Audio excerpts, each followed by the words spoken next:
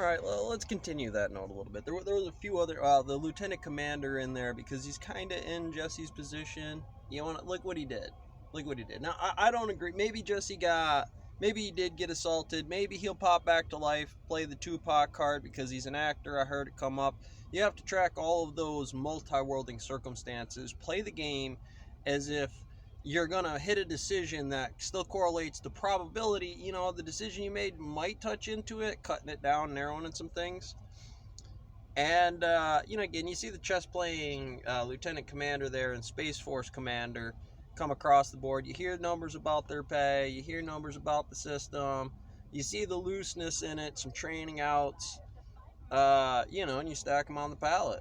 That's the ROT spot. It's gonna be that glass to me banging around.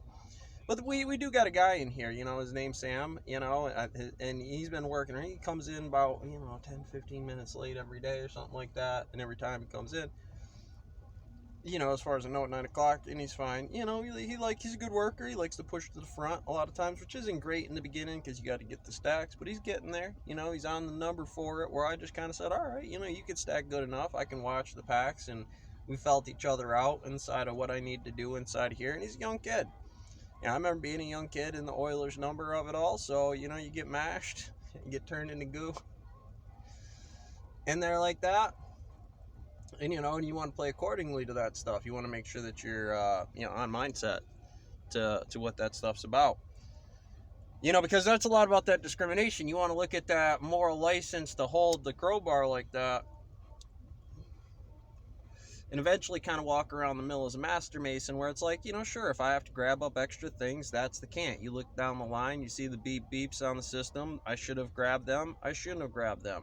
It's my job or my detail. I am cut off by gravity to have limitations. Beep, beep, like the fucking Roomba I am. I will bounce off the wall until ordered to do otherwise. Now, seeing that I do have alternate sensors, though, it is important at that time to, again, fucking graph it. Not very difficult. Get your camera out, whip it out, say that's the incident. I think I saw one of those magic actions at spooky distance happen to me, Bones, and I'm pretty sure it's going to kill me. I'm sure it's Salty hiding down in there. Goddamn astronaut, Navy SEAL anyway. So I knew it. Did the swapsies with me this morning, threw my ass in the simulator. Of course, that's going to be you pulling cans, working it right, adjusting. Now, I could have just pulled chair one, told the kid getting back and staying back, and that'd been the fucking end of it. Don't touch anything else, and we'll do that once. Of course, a horse, of course. This goes back to Ted and the guys and everything and every mill I've ever been to, because boy, I gotta tell you guys a story about that Ouija board over there. Some of them factories, and eating a couple, me sending a couple down, me punching steel beams, and for real, that hopefully the action of you walking out of here is enough to deter why the masquerade is what it is. But the truth of the matter is, it's going to be a bunch of parts. It's going to be everything in that mass gap on the floor. I'm parts of it. Man, I am spread out across the universe inside of there by numbers and vector positions. You're so damn spaghettified, man, you'll turn metal into a twisted spaghetti monster. Look, you're going to start warping gravity around, having some serious fucking influence, telling people to get on Peloton when they're expert bankers or something like that. It seems like a great idea. Yeah, because it's gravity good. You should be able to jump on that fucking mountain at any goddamn time and still watch that fucking truck right up the hill because it's got some beast behind the wheel.